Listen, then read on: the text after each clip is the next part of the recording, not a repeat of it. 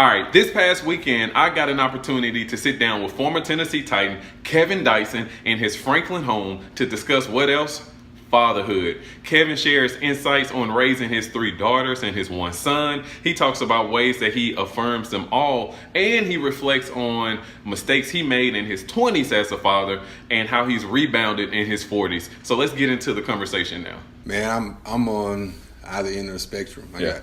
got mostly girls. I got 3 girls, and got a little man, but oldest is in their 20s and the youngest is 4. So and that's kind of where I am with this end of fatherhood. Is I was a young man having kids in my 20s, and now in my 40s, there's a different appreciation for it, definitely. Yeah. So in terms of so the 3 girls, who's the youngest first of all? Corinne. Which that's your daughter? Yeah, she's 5. She'll be 5 in August. So your son's somewhere in the middle. Yeah. He's in the middle. So, I mean, with 3 girls and a guy, you finally got your son. But what's the dynamic of being a dad of a father of 3 girls? Like, does that, especially, somebody with your background, macho guy, football player, like, does that soften you up at all? Does that make you more appreciative of the certain things in life? What's the dynamic?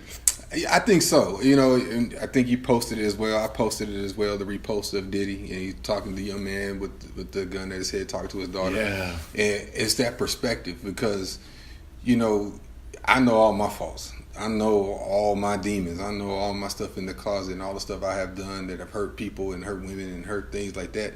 And you don't want that for your child, especially your daughter, and you don't want your son to kind of fall into some of the bad things I've done along the way. And to see that post, it's just a reminder that, look, I'm still trying, I'm still grinding, I still want to be that for you. I want to be that father figure. I want to be that man figure. I want to be what you strive to marry, then strive to be with the rest of your life. And yeah, I come up short, but I'm still striving to be that. And I think that's more or less for with your daughters, because as we have found out, being in education, there is a disconnect between fathers and daughters, and you can tell a lot of times, not all the times, a lot of times, you can tell when there's a father figure, a presence. Not, you might be in the house, but a true presence in a young lady's life, as opposed to when he's not. Not all the time. Sometimes you're just blessed to have a good child, but sometimes, man, you can really tell where a girl is searching for that attention, that male attention, and things like that. And I've come up short plenty of times, and that's the humble side of me. And here I am getting an opportunity, and hopefully I'm doing it better. Mm-hmm. It's funny you said you can tell when there's a missing father figure presence in the life. You said specifically of a daughter, right? Mm-hmm. So I mean, does that prompt you to have certain type of conversations with your daughters to affirm them in a certain way, or to build up that confidence so that they know the significance of hey, daddy is here, daddy is present, daddy is showing you healthy love. So how does that go? Yeah, and then you got to find that balance too. You're not spoiling them, not doing too much, because they still got to grow. They still got to be able to fend for themselves. Still got to be able to emotionally handle some things that are going to be coming their way. But you don't want to be overly protective. And you know how we can be as fathers with our daughters. We can go to the other end. We can go way to the left with it and be overly protective and not let them experience the world. So there is that balance. But for me, and it's just a matter of trying to expose them to what maybe something different, maybe even what I didn't do, like I said, in my 20s or even in my 30s, and try to be better in my 40s. And as far as loving on them and preaching to them and talking to them, is talking to them from an experience standpoint, from a knowledge standpoint, stuff that I've gathered over watching even my older children grow that I may have missed out on, and being able to express to them hey, you want to think about these types of things. And again, that's something that comes with experience, something that comes with even coming with bad experience and learning the hard way from maybe taking some things for granted. But I think as you get older, and I've said it before, as you get older, you start appreciating different things. Just even about your children, just about life, you just start appreciating, because you realize this time is small on this earth, and you want to appreciate the moments that you have. And it's kind of where I'm getting to. I'm about to hit my mid 40s. I'm 43 years old, and I'm so much different than I was 20 years ago when I moved to Tennessee in 1998. And and so I can see the maturation process coming in me and just trying to grow as an individual, and that individual growth is growing as a husband, as a father, as a friend, as an administrator in education, as a radio host, and just trying to grow, be a complete person. Yeah, it's funny with all these dynamics you have going on. It makes me think, like, do you have a sense of how your children may see you? Do you ever think about how they perceive daddy? Yeah, that's funny. I really do. Yeah. I did it way, way, way more as a young man, because you live in that lifestyle. You're in professional athletics. You're doing this, but at home, you're none of that. You're just daddy or whatever. And so I was conscientious of that. And yeah, I do. I always worried about what they feel about me and people in general. Because like most people, you have to be some type of way away from home than you are at home. But at some point, you want to be somewhat consistent with that too. So, yeah, I do. And my son, being 7, he started Googling me. He Wow. sees like the memorabilia around the house and people coming up asking autographs. And he wasn't around at the time when I was having my 15 minutes of fame and so, but I still have, little pockets of things that happened. And so he started asking questions and he started Googling different things on YouTube or whatever, and he's watching videos. And so, so he's starting to see me maybe a little bit different. And then in itself, there's a pressure that comes in that because you want to be the man for him. So he can be a better man, better than what you may have been growing up, or even as a father to him, that he can portray. I didn't have my father in my life for a lot of it, but I had father figures that maybe showed me some different things, but hopefully I can, instill in him some things that I wish I would have had growing up. Yeah. Yeah. Man. All right. So Kevin said a lot of profound things in that last clip, but what really stuck out to me is the fact that his 7-year-old son is already Googling. Like, what's up with that? No, seriously, I asked Kevin if his 23-year-old daughter ever calls him out on the way he parents her younger siblings versus the way he parented her, and here's what he had to say. Yeah, she has mentioned that I'm a little more loose, a little nicer, a little more accommodating. Yeah, when you're 20 years old, you're 21, 22 years old, raising a child in college and going off to play ball, whatever, and all you knew was what you were raised around. You didn't really experience nothing but your parents growing up. So I knew some things about parenting, about being a father, but I didn't know everything.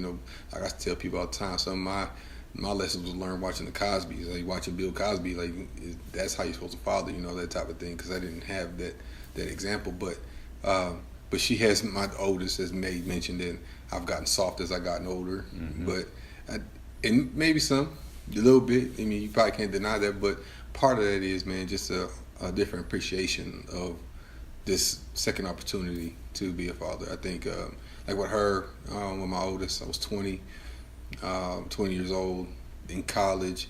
She was the motivation. She was the reason I got up early in the morning and lifted weights, and because I want to provide for her, and so I missed out on a lot of different things, taking her growing up for granted. And same thing for my high school student who's 16. Same kind of thing. A lot of my 20s and 30s was about me figuring out me. Although I felt like in my mind I was doing things to provide for them, but it was really about me getting to whatever level I feel like I wanted to get to. And so you take a lot of that time for granted, and you try to appreciate the moments you have them. But as I've gotten older, my priorities have shifted, and I'll miss going here, play golf, to go watch him play soccer or watch her do this. And whereas before I'd try to do it all, or I'd go golf or I go do my thing beforehand. So it's just a different level of appreciation now as you get older. And I think that just in everything in life, as you get older, you start appreciating some of the things you took for granted in your 20s or even younger. As I'm hearing you like give this recount of like your kids, projecting, or no, I should say seeing you, like what perspective that do they have on you, it definitely leads me to think like, parents don't always, maybe parents talk about this amongst themselves, mom and dad, but I kind of want to get it out in the open so that, you know, maybe one of your daughters will watch this video. And this question is like good, bad, and different. You know, what do you see your children doing like you that you like? And then, of course, it's going to be the parts like you that I hate that they pick this up, that I do this. You know, and essentially I'm like getting at, you know, what parts of you do you see, you know, infused in your kids? Oh man, that's tough. Especially my older two, because you know they were with me part time. You know, and my middle daughter, the high school daughter, she's an overachiever. She's athletically, she's good. Academically, she's way better than I was. She's achieving greatness right now. My oldest, she's a lot like me from an emotional standpoint, just very caring, and just wants to do right by people. And she has a lot of little quirks about her that remind me of me, but she's not as a go-getter as I was. You know, I was that. I wanted to be first in everything. She's not necessarily that way. So those are kind of the two different dynamics from those two.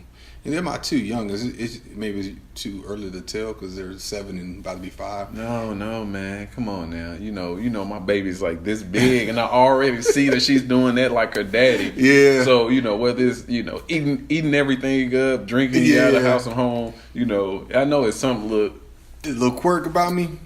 You know, the baby girl, she's emotional like me. She's hot and cold like me. Yeah. You know, especially when I was younger. When I was 1 minute I was good, next minute I was not. And if I was hungry, it was even worse. You know, it was just moody. She could be moody, but she loves deep, and that's something about her that I feel like I am too. I'm like that. And then my son, he's a good mixture between both of us. He is, man.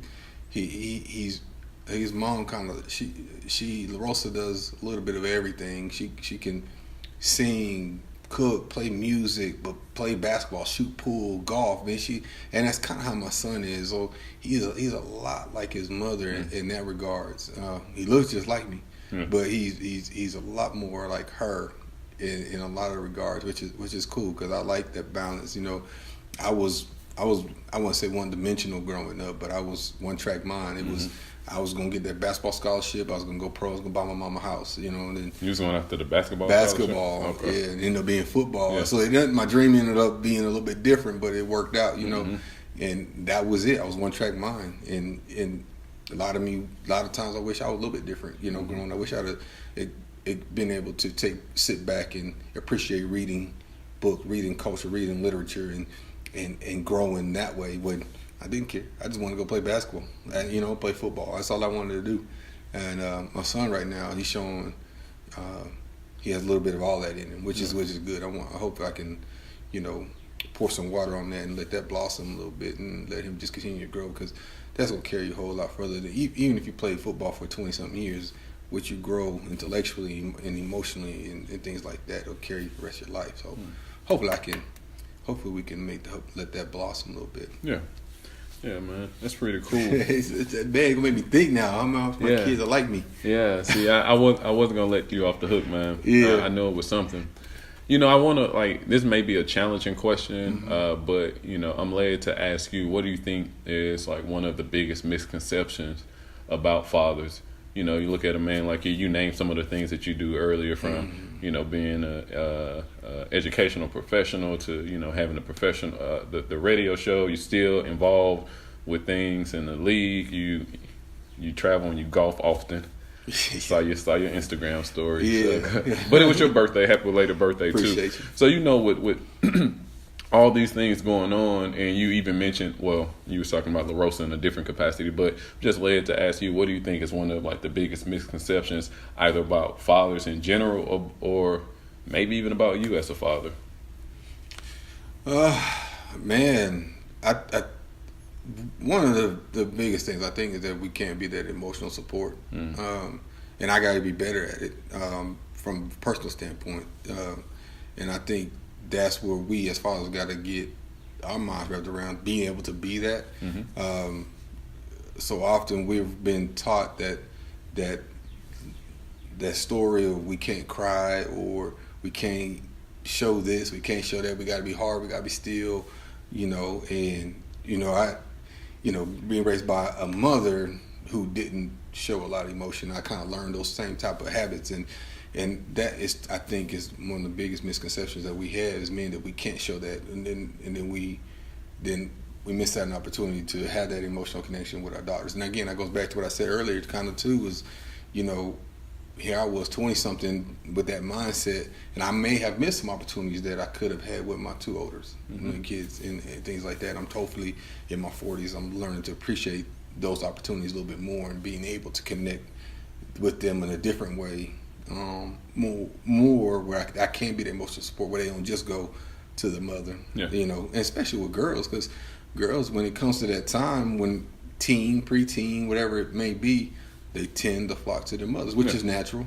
As just boys probably tend to flock to their fathers, which is natural. But you still want to be able to have that open door, that open heart, where they feel like comfortable to come to you. And hopefully I get to that point. I don't know if I'm there yet or not, but hopefully I get to that point where my youngest will feel that way, be able to say I can go to him just like I can go to mom, that type of thing. So I think that's the biggest thing, even as men. I mean, I went to a conference once in Florida, and we were talking about from a coaching standpoint of how we are raising young men that have lack of respect for just the female sex, or just being men in sports and things like that. And that opened my eyes a little bit, because stuff you never thought about, like you're hitting like a girl, or you're playing like a girl. Here I am, a father of girls, and I'm thinking, I've either thought those things or heard those things and never said nothing. And you're thinking like, dang, how can I change the narrative for my child to let her know you can do anything? You can do anything you try to aspire to, and do it. Go after it. Don't let nobody tell you can't do it.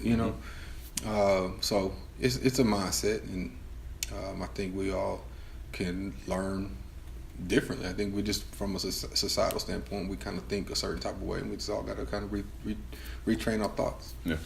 All right, we're about to wrap up here, but two things come to mind. The first one is, let's just assume that it's going to be a young father watching this video.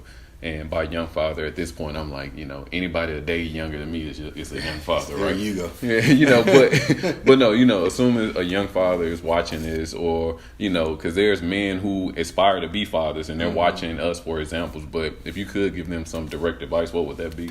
Man, don't be afraid to be emotional. Don't be afraid to be you. Don't be afraid to love on your children. I know a lot of times we feel like as men we gotta be hard, especially on our sons. And in some regards we do. We have to, because we gotta prepare for what's out there. But on the flip side of that, you gotta find that balance. You gotta be able to say I can love on my child, but also be stern and not be afraid to discipline my child too. I see a lot of disconnect in the discipline aspect as well, just because sometimes we are scared to parent. And I don't know if it's scared of what the repercussions of parenting, or the fight back you're going to get from your kids. I don't know what it is, but we can't be afraid to parent, and finding that balance of, molding them, raising them, but also disciplining them and creating, because at the end of the day, you just want to create a stand-up child that's productive in society, and that's at the end of the day what we want to do, and in particular a minority child. So that's ultimately where hopefully I can inspire people to do, whether I go talk to kids or through this avenue and whatnot. It's kind of what we're trying to get to. All right, well, you heard it here, and we're not done, because the thing that will get you off the hook is you telling us what makes you the proudest about being a father. The proudest, man, I don't know if there's one single thing, but the proudest, man, is just the opportunity to make amends for all the wrongs I've done, or even make amends for what I may have been like, and just being able to now understand those things and try to switch that narrative around, even about my family, and change my generational curses, if you will, and just change that narrative. And hopefully by next generation of kids will be better for whatever I've been able to instill in them. I think that's the ultimate dream. I think you want to provide your child with better than what you had, whether that be emotional support, financially, education, whatever it may be. You just want to provide for your kids better than maybe what you had, and hopefully that, from a generational standpoint, will continue to manifest and grow. And that's ultimately what hopefully I'm able to accomplish. Yeah. All right. Well, that's it. You know, I can't get out of here honestly without saying, man, the beard game is strong. And outside of that, you know, I remember when my beard was at fresh, man. But no, it's Fatherhood Is Dope, yo. Sitting down with Kevin Dyson, you know, share this interview with some young dads, inspiring fathers, man, and let's hope that it makes a difference. All right, appreciate y'all. FatherhoodIsDope.com. Peace.